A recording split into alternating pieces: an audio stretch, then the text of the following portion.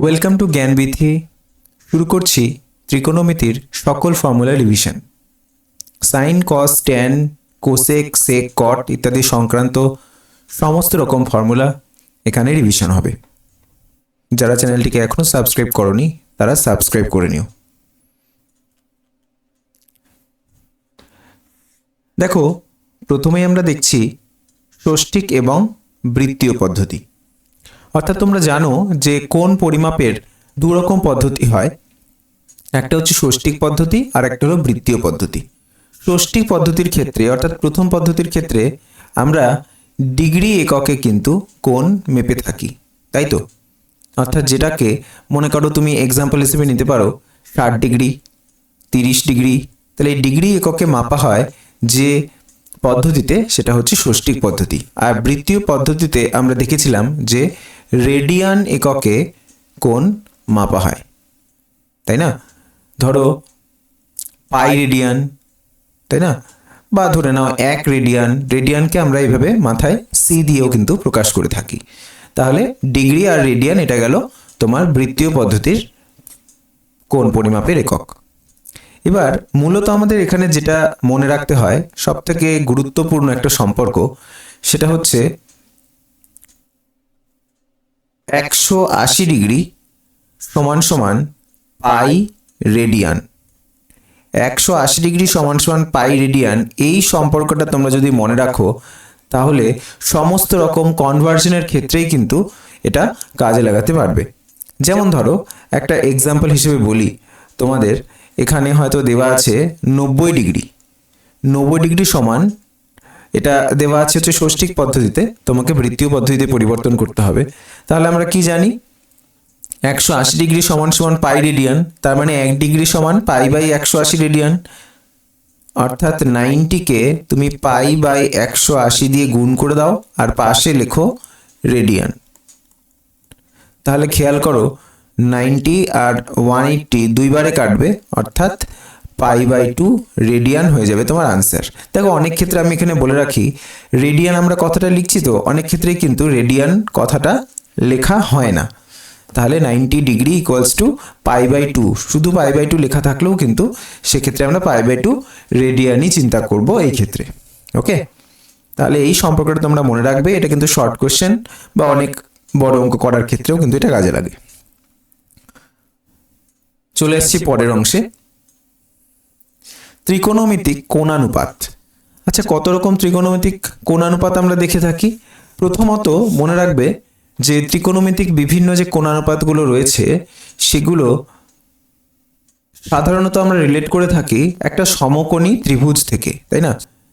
এই যে আমি এখানে একটা সমকোণী ত্রিভুজ আঁকছি, দেখো এ বি সি, যেখানে আমি কোণ বিটা ধরলাম হচ্ছে সমকোণ অর্থাৎ 90 ডিগ্রি, এবং এই সি কোণটা হচ্ছে একটা সূক্ষ্মকোণ যার মান ধরছি আমি থিটা।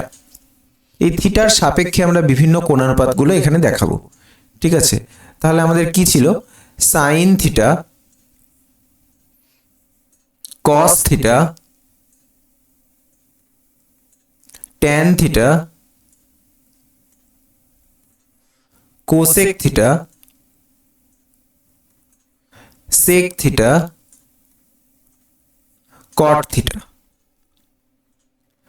মোটের ওপর তাহলে 6টা কোণানুপাত হয়ে থাকে, যার মধ্যে সাইন থিটা সমান ছিল লম্ব বাই অতিভুজ, অর্থাৎ তোমরা সহজে মনে রাখবে লম্ব বাই অতি। কস ছিল ভূমি বাই অতিভুজ। ট্যান লম্ব বাই ভূমি। কোসেক মনে রাখবে সাইনেরই উল্টোটা হয়, তার মানে লম্ব বাই অতিভুজটা এখানে কি হয়ে যাবে? অতিভুজ বাই লম্ব। একইভাবে কসের উল্টোটা হয়ে যায় সেক থিটা, তার মানে এটা তোমার হয়ে যাবে অতিভুজ বাই ভূমি। আর ট্যানের অন্যন্যক হয়ে যাবে কট থিটা, তাহলে এটা কি হয়ে যাবে বলো? ভূমি বাই লম্ব। ঠিক আছে, তাহলে এই গেল তোমার 6টি কোণানুপাত এবং প্রত্যেকটার মিনিং আমরা লম্ব ভূমি অতিভুজ দিয়ে এখান থেকে কিন্তু পেয়ে যাচ্ছি। আর একটা সব থেকে গুরুত্বপূর্ণ বিষয় তোমাদের বলে রাখি, যেখানে কোনটা ডিনোট করছো তুমি অর্থাৎ থিটা, এই অ্যাঙ্গেল সি, সেক্ষেত্রে লম্ব বলতে কিন্তু এর অপোজিট বাহুটাই হবে। তার মানে মনে রাখবে থিটা কোণের বিপরীত বাহু যেহেতু এবি, তাহলে এবিটাকেই কিন্তু আমরা লম্ব হিসেবে মনে রাখবো। এই ইনফরমেশনটা তোমরা মাথায় রাখলে অনেক ক্ষেত্রে অনেক কনফিউশনে সমস্যা আর ক্রিয়েট হয় না। ঠিক আছে, চলে আসছি পরবর্তীতে। কোণানুপাতগুলোর মধ্যে সম্পর্ক। দেখো কোণানুপাতগুলোর মধ্যে যদি আমরা সম্পর্ক লিখি তাহলে কিন্তু এখানে অনেকগুলোই চলে আসবে। যেমন ধরো ট্যান থিটা সমান সমান তোমরা মনে রাখবে sine theta by cos theta, ভীষণ গুরুত্বপূর্ণ একটা সম্পর্ক। এছাড়া আমরা আরও কি লিখতে পারি, দেখো আর লিখতে পারছি। দেখো তার মধ্যে আমরা কিছু কিছু জিনিস অলরেডি তোমাদের আমি আলোচনা করলাম, সেটা হচ্ছে গিয়ে ওই অন্যন্যক রিলেশনগুলো।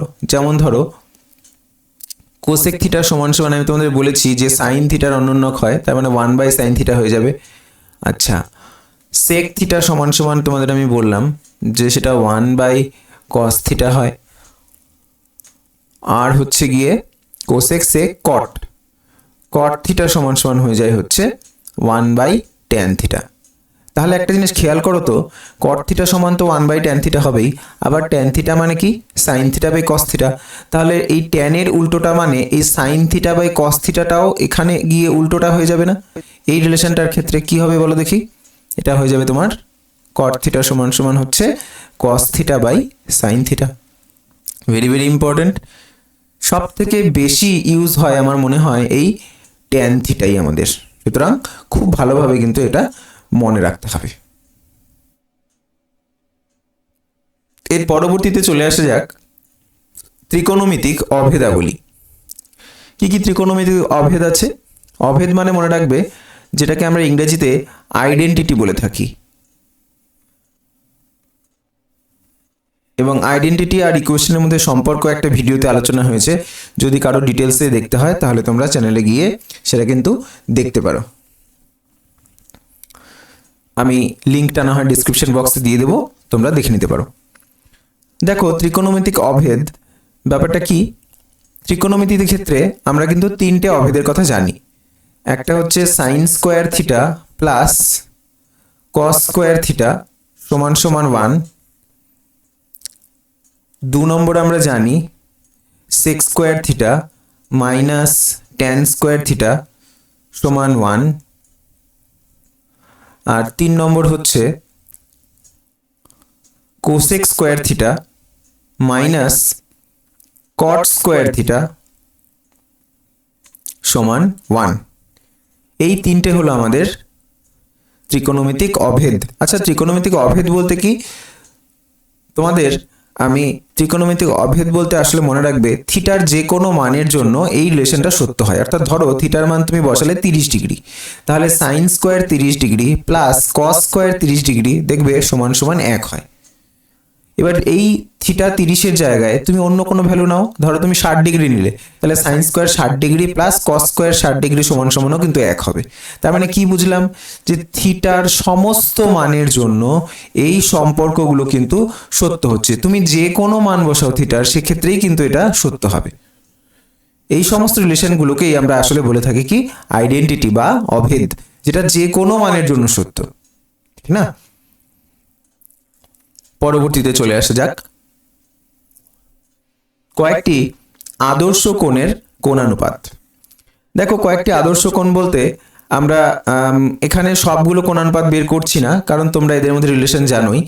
আমরা সাইন থিটা, কস থিটা আর ট্যান থিটা 3টা মান আমি বের করে দেখাবো, আর বাকিগুলো তোমরা অন্যান্য করে নিজেরাই বের করে নিতে পারবে। তো আদর্শ কোণ বলতে কার কার মান বের করে দেখাবো। দেখো থিটা যখন 0 ডিগ্রি, এছাড়া 30 ডিগ্রির জন্য, 45 ডিগ্রির জন্য, 60 ডিগ্রির জন্য, আর একটা হচ্ছে 90 ডিগ্রির জন্য, তাই তো? তাহলে সাইন 0, সাইন 0 কত হয়? 0 হয়। সাইন 30 ডিগ্রি কত হয়? হাফ। আচ্ছা, এখানে একটা দাগ দিয়ে নিই তাহলে তোমাদের বুঝতে সুবিধা হবে।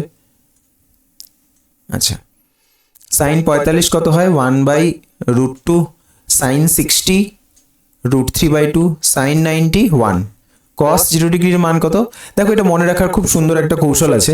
সাইনের মানগুলো তুমি যখন সমস্ত লিখে ফেললে, কসের মানগুলো কি করবে? উল্টো দিক থেকে লিখবে। তাহলে বলো cos 0 কত হবে? এখানে 1 ছিল, তাহলে এখানে 1। আচ্ছা, তারপরে কত হওয়ার কথা দেখো, √3/2 লিখে দিলে, √3/2। তারপর cos 45 সাইন 45 এর ভ্যালুর সঙ্গে সমান হবে 1/√2। তারপর এটা ছিল হাফ, এখানে লিখে দেবে হাফ।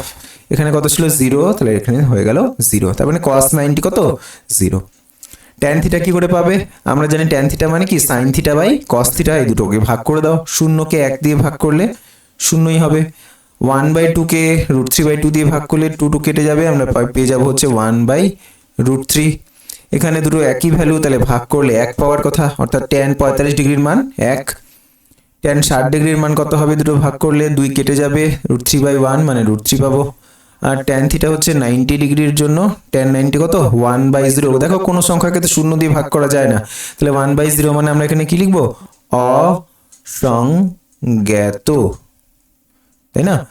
এই গেল তোমার কয়েকটি আদর্শ কোণের কোণানুপাত। ঠিক আছে, এখানে তোমাদের আরেকটা আমি গুরুত্বপূর্ণ জিনিস বলে দিই। ধরো পরীক্ষার সময় তোমার এই সাইনের এই লাইনটা হয়তো মনে পড়ছে না, সাইনের এই লাইনটা, কারণ দেখো সাইনের ওপর নির্ভর করে কস লেখা যাচ্ছে, আর সাইনকে কস দিয়ে ভাগ করলে তো ট্যান লেখা যাচ্ছে। তুমি সাইনের এই লাইনটাও কিন্তু এমনিও বের করতে পারো, একটু দেখিয়ে দিই। আচ্ছা দেখো, প্রথমে কি করবে? এই সাইন থিটার মানগুলো বের করার জন্য দেখো আমি আরেকবার এখানে সাইন থিটা লিখে নিচ্ছি। প্রথমে কি করবে? 0 1 2 3 4 লিখে নিলে, সবগুলোকে কি করবে? 4 দিয়ে ভাগ করবে। এরপর কি করবে? প্রত্যেকটাকে রুট করে দাও। আমার মনে হয় এর থেকে সহজ পদ্ধতি হয় না। দেখো 0 কে 4 দিয়ে ভাগ করলে 0ই হয়, রুট করলেও 0ই হয় 0।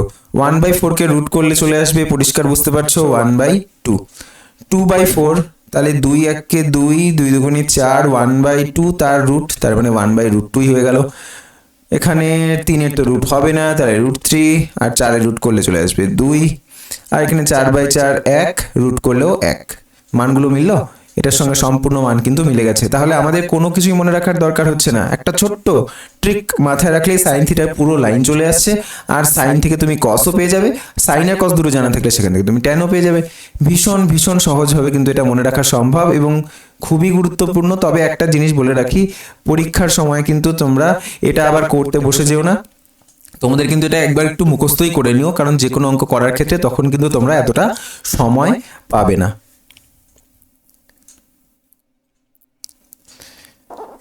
শেষ অংশে চলে আসছি, পূরক কোণের কোণানুপাত।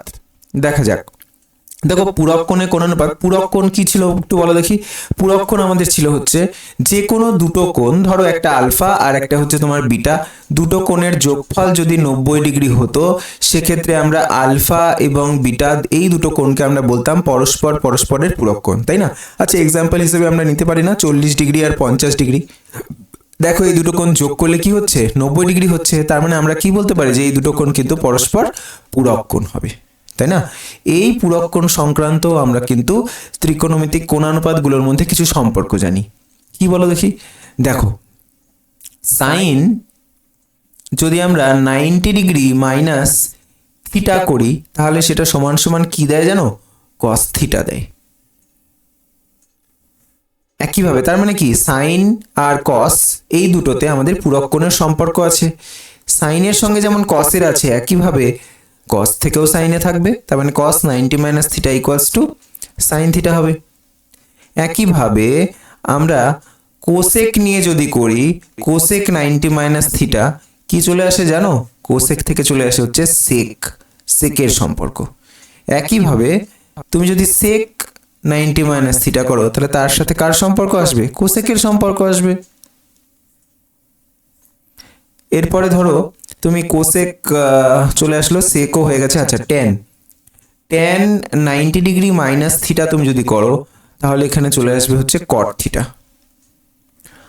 আর যদি তুমি কট 90 মাইনাস থিটা করে থাকো, তাহলে অবশ্যই কট 90 minus theta equals to tan theta দেবে, তাই না? তোমাদের একটা জিনিস একটু বলে রাখি, অনেকেরই কনফিউশন হতে পারে যে অন্যান্য রিলেশনগুলোর সঙ্গে এই পূরক কোণের রিলেশনগুলো মনে রাখা খুব সহজ। শুনবে? দেখো সাইন যে আছে না, অ্যাকচুয়ালি সাইনের পুরো নামটা জানো? এই সাইনের পুরো নামটা হচ্ছে SINE, সাইন। এটাকে সহজে আমরা SIN লিখে থাকি। এবার এই যে আমরা কস লিখি না, আসলে সেটা কি জানো তো? সেটা হচ্ছে তোমার কোসাইন। এই যে তোমার পুরক্ষণকে অ্যাকচুয়ালি ইংরেজিতে বলে হচ্ছে কমপ্লিমেন্টারি অ্যাঙ্গেল। কি অ্যাঙ্গেল বলা হয়? Complimentary angle. এই কমপ্লিমেন্টারি অ্যাঙ্গেলের এই যে কো কথাটা আছে না, এই কো কথাটাই আসলে এখানে প্রত্যেকটা ক্ষেত্রে কাজে লাগবে। ঠিক আছে, দেখো সাইনের সঙ্গে কি cosine, that means SIN sine, আর কোসাইনের আমরা শর্টে কি লিখি? কস।